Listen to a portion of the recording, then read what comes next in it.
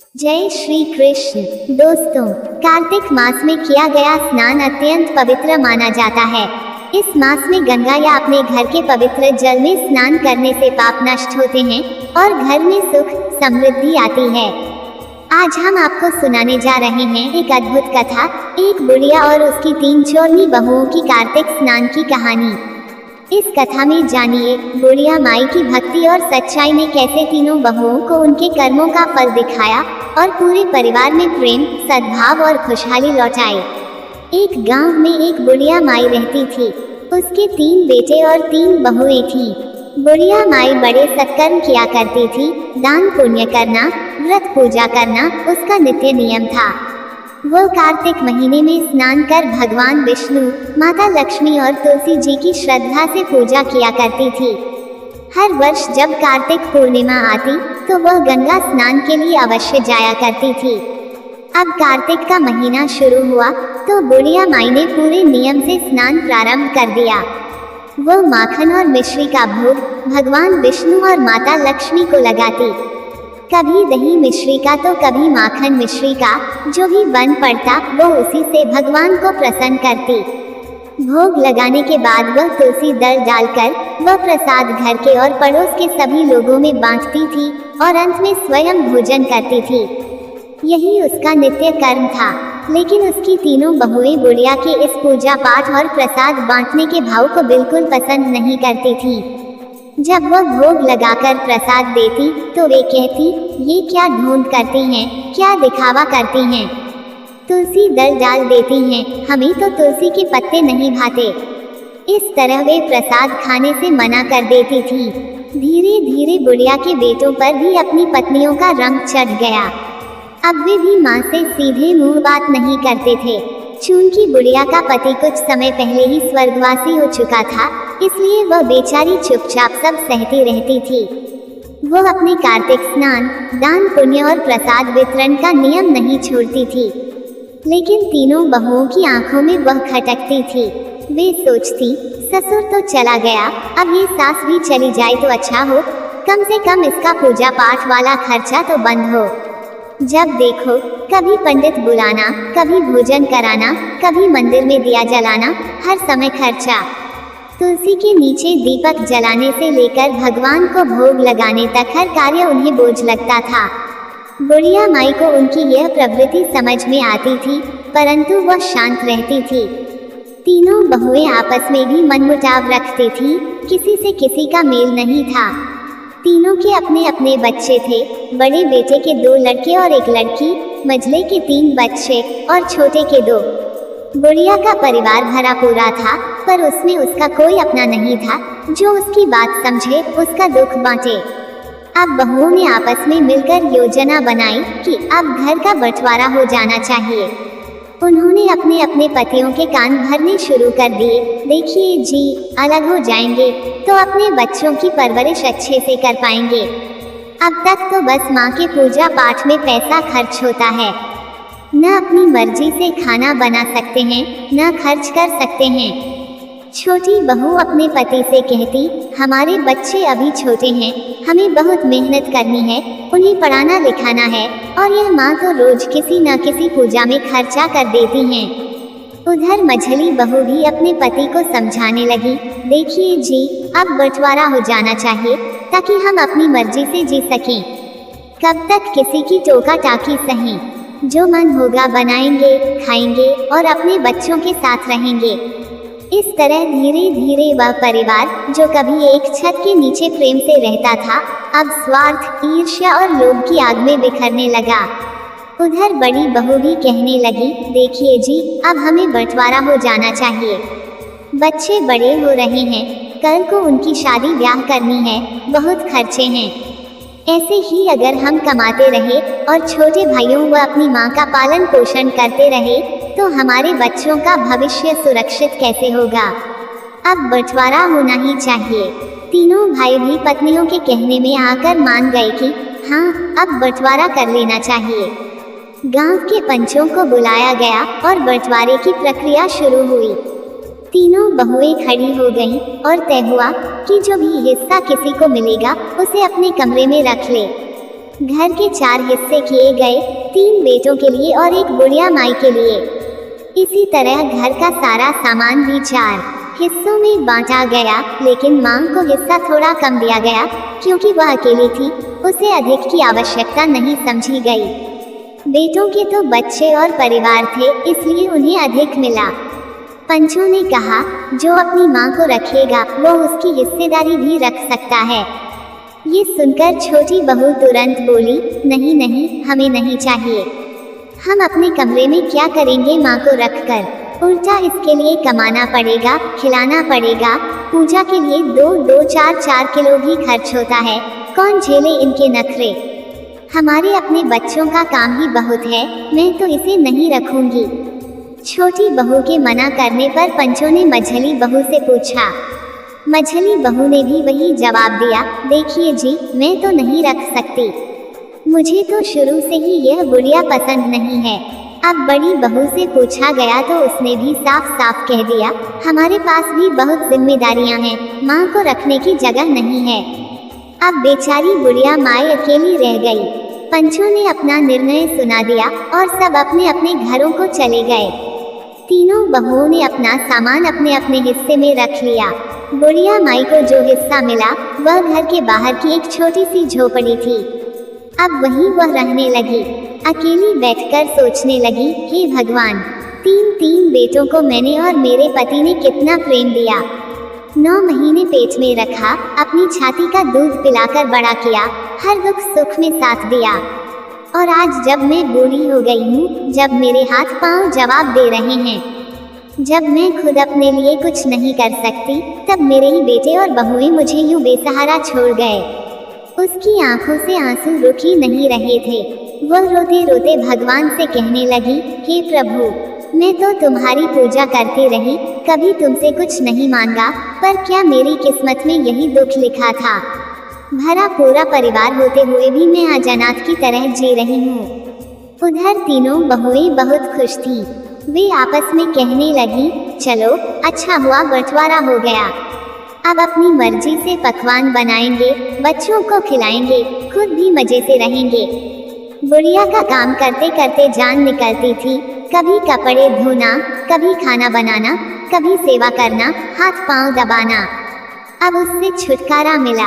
अरे भाड़ में जाए बुढ़िया, मर ही जाए तो अच्छा है, कम से कम उसका हिस्सा भी हमारे काम आएगा। उधर बेचारी बुढ़िया के हिस्से में जो थोड़ा बहुत आटा, दाल और चावल आया था, वही उसका सहारा था। पर अब वो बूढ़ी हो चुकी थी, चूल्हा कैसे जलाए, खाना कैसे पकाए। वह रोने लगी। तभी उसने देखा, एक नौजवान दरवाजे पर खड़ा है। चेहरा तेजस्वी, हृष्ट पुष्ट शरीर, आंखों में चमक और चेहरे पर दिव्यता। कार्तिक का महीना चल रहा था और बुढ़िया माई का बंटवारा भी इसी महीने हुआ था। वह अपने पुराने दिनों को याद करते हुए रो रही थी, पति को याद कर रही थी और बच्चों की बेरुखी पर दुखी थी। तभी नौजवान ने दरवाजा खटखटाया। बुढ़िया माई ने धीरे से उठकर दरवाजा खोला। सामने लगभग 16-17 वर्ष का युवक खड़ा था। सांवला रंग, सुंदर मुख, घुंघराले लंबे बाल और बड़ी बड़ी आंखें। उसने मुस्कुराते हुए कहा, अम्मा, आपने मुझे पहचाना नहीं, मेरा नाम कृष्णा है। बुढ़िया बोली, बेटा, मैं तो तुम्हें नहीं पहचान पाई, कौन हो तुम? इस गांव के तो नहीं लगते। वह युवक बोला, माँ, आप मुझे सच में नहीं पहचान रही। आप नाते में मेरी बुआ दादी लगती हैं। मैं आपके भाई के बेटे का लड़का हूँ। मैं आपके मायके से आया हूँ। हमें खबर मिली कि आपका बंटवारा हो गया है और बहू बेटों ने आपको अकेला छोड़ दिया है, इसलिए मेरे पिताजी ने मुझे आपकी मदद के लिए भेजा है। मेरी पत्नी ने भी कहा, जाओ बूढ़ी माँ की सेवा करो, वो किसी का दुख नहीं देख सकती, इसलिए मैं आपके लिए कुछ सामान लेकर आया हूँ। ये सुनकर बुढ़िया की आंखों में आंसू आ गए। उसने स्नेह से कहा, आओ बेटा, अंदर आओ। उसने युवक को अंदर बैठाया, मिट्टी का गिलास भरकर पानी दिया और कहा, बेटा, मेरे पास देने को कुछ नहीं है, बस थोड़ा सा गुड़ है, लो पानी पी लो और गुड़ खा लो। बुढ़िया के स्वर में ममता थी और आंखों में करुणा, जैसे वर्षों बाद किसी अपने का साया उसके आंगन में आया हो। अब वह कृष्णा जो आया था बड़े प्यार से पानी पिया, बुढ़िया माँ का घर ठीक किया और मुस्कुराते हुए बोला, माँ इसमें कुछ बना हुआ खाना भी है, आप भूखी मत रहना, इसे खा लेना। हम यहीं पास के गांव में रहते हैं, ज़्यादा दूर नहीं है। मैं रोज आपका खाना भिजवा दिया करूँगा, आपको खाने की कोई परेशानी नहीं होगी। थोड़ी देर रुकने के बाद वह स्नेहपूर्वक बुढ़िया माई से विदा लेकर चला गया। बुढ़िया माई सोच में पड़ गई, हे प्रभु, अभी भी इंसानियत जिंदा है। मेरे अपने बेटों और बहुओं ने मुझे ठुकरा दिया, लेकिन मेरे मायके वाले आज भी मुझे याद करते हैं। मैं तो वर्षों से मायके नहीं गई, माँ बाप भैया भाभी सब इस संसार से चले गए। अब तो भतीजे और उनके बच्चे हैं जिन्हें मैं पहचानती तक नहीं, फिर भी वे मेरी चिंता करते हैं, ये सोचकर मन भर आया। वह धीरे धीरे उस थैले को खोलने लगी जो कृष्णा लेकर आया था। उसमें इतने सुंदर सुंदर वस्त्र, एक सुंदर सूती साड़ी, अच्छी दाल चावल, काजू, किशमिश, बादाम और कई तरह के मेवे रखे थे। साथ ही घर की जरूरी चीजें भी भरपूर थीं। ये देखकर बुढ़िया माई के चेहरे पर खुशी लौट आई।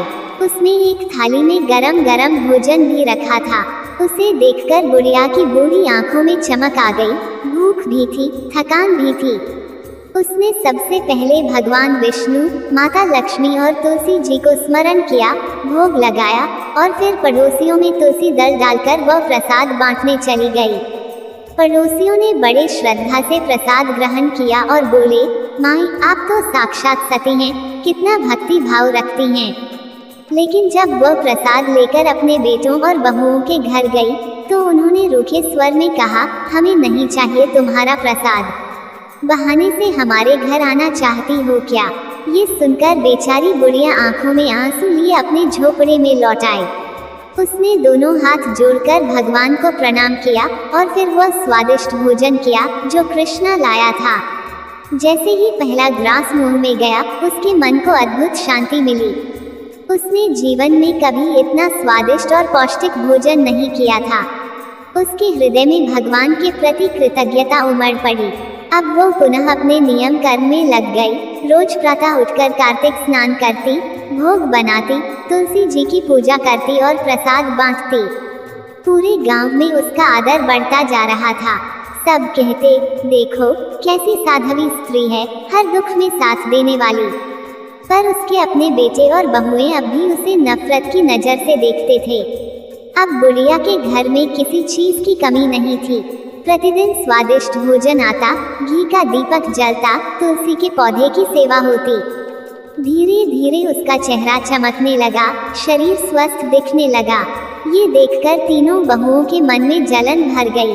वे सोचने लगी, हमने तो इसे इसलिए अलग किया था कि भूख प्यास से तड़पेगी और जल्दी भगवान को प्यारी हो जाएगी, पर ये तो दिन ब दिन स्वस्थ होती जा रही है। आखिर इसे खाना मिलता कहाँ से है? हमारे घरों में तो इतना खर्च सोचकर करना पड़ता है और इसके पास सब कुछ है।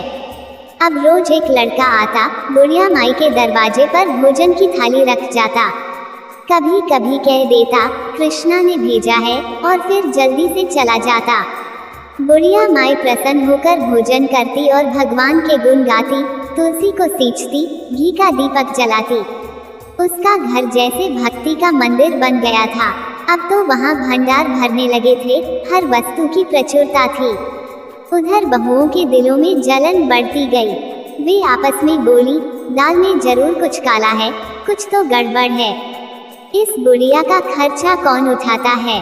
कार्तिक का महीना धीरे धीरे बीत गया। एक दिन बुढ़िया माई बोली, अब तो कार्तिक पूर्णिमा आ गई है, मुझे गंगा स्नान को जाना है।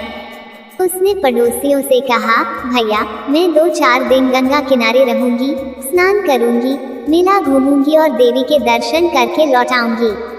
अब मुझे किसी बात की चिंता नहीं है, न परिवार की, न खाने पीने की। प्रभु जो करते हैं अच्छा करते हैं।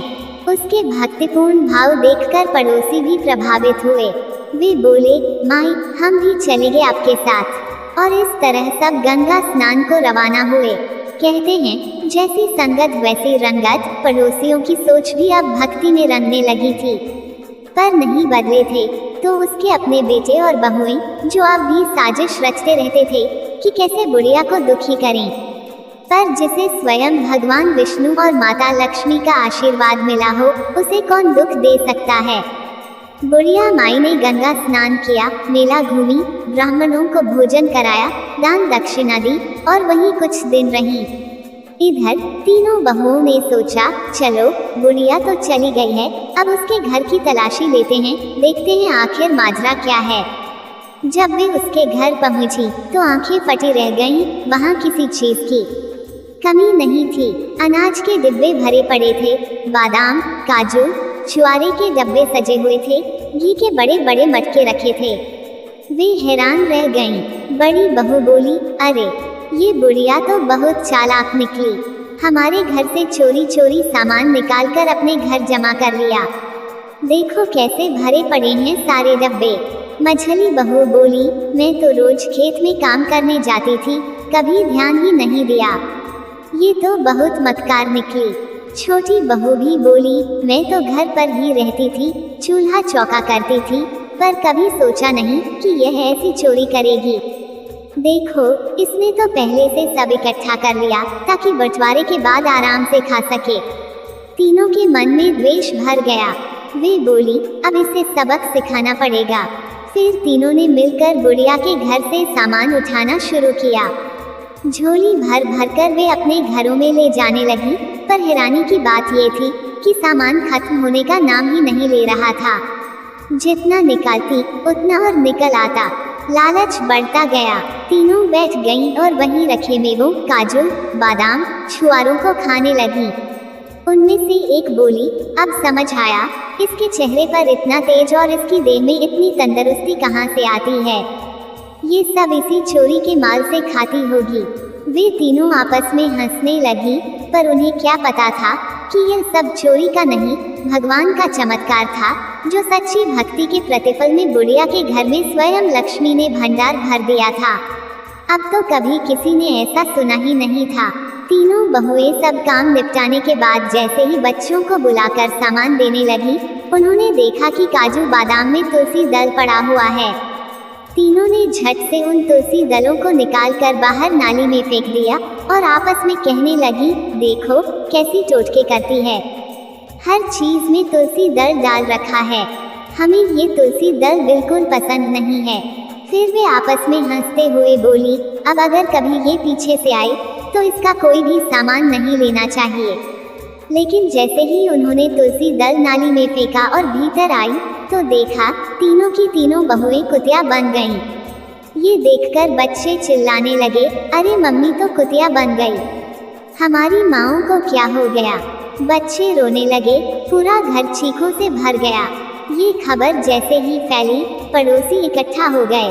सब लोग हैरान थे, अरे ये कैसी अनहोनी हो गई, बुढ़िया की तीनों बहुएं कुतिया कैसे बन गईं। पूरे गांव में हल्ला मच गया, किसी ने आज तक ऐसी बात नहीं सुनी थी। शाम को जब तीनों बेटे काम से लौटे तो बच्चों ने रोते हुए कहा, पापा मम्मी कुतिया बन गई हैं। बेटों को विश्वास नहीं हुआ, लेकिन जब वे घर में दाखिल हुए और कुतिया को देखा तो उन्होंने डंडा उठाकर उन्हें भगाने की कोशिश की, मगर कुतिया अपनी भाषा में भौंकते हुए कहने लगी, हम कुतिया नहीं हैं, हम तुम्हारी पत्नियां हैं। पर वे पुरुष समझ ही नहीं पा रहे थे। बच्चों ने रोते रोते कहा, पापा ये कुतिया नहीं, हमारी माँ है, हमने अपनी आंखों से सब देखा है। अब बेटों को कुछ समझ आने लगा। उन्होंने सोचा जरूर कुछ अनर्थ हुआ है, मगर अब क्या किया जा सकता था। बेबस होकर वे सोचते रहे, लेकिन समाज के डर से उन्होंने कुतियों को घर के बाहर से भगाने की कोशिश की। फिर भी वे तीनों वहीं बैठी रहीं, भौंकती रहीं, मानो कुछ कहने की कोशिश कर रही हों, पर कौन समझे उनकी पीड़ा। बेचारे पतियों और बच्चों को अब घर का सारा काम खुद करना पड़ता था। बच्चों के आंसू थम नहीं रहे थे। वे अपनी माँ के रूप में उन कुतियों से लिपट कर रोते रहते, क्योंकि वे जानते थे वही उनकी माँ है। उधर बुढ़िया माई गंगा किनारे बड़े आनंद में थी। रोज गंगा स्नान करती, पूजा पाठ करती और मन ही मन सोचती, ऐसी शांति तो मुझे आज तक नहीं मिली। धीरे धीरे 8 दिन बीत गए। पास पड़ोस की औरतें बोली, माई अब तो घर चलो, मेला भी उठ गया। बुढ़िया बोली, अरे मेरा तो मन करता है कि यहीं गंगा किनारे झोपड़ी डाल लूं और यहीं रह जाऊं। फिर भी उन्होंने समझाया, माई घर भी तो देख लो, आखिर तुम्हारे 3 बेटे, बहुएं, पोते पोतियां हैं। भले ही उन्होंने तुम्हें दुख दिया हो, लेकिन माँ के दिल में तो ममता रहती ही है। ये सुनकर बुढ़िया माई की आंखें भर आईं। वह बोली, ठीक है चलो देख आती हूँ। जब वह गांव में पहुंची तो देखा सारा गांव किसी हलचल में डूबा है।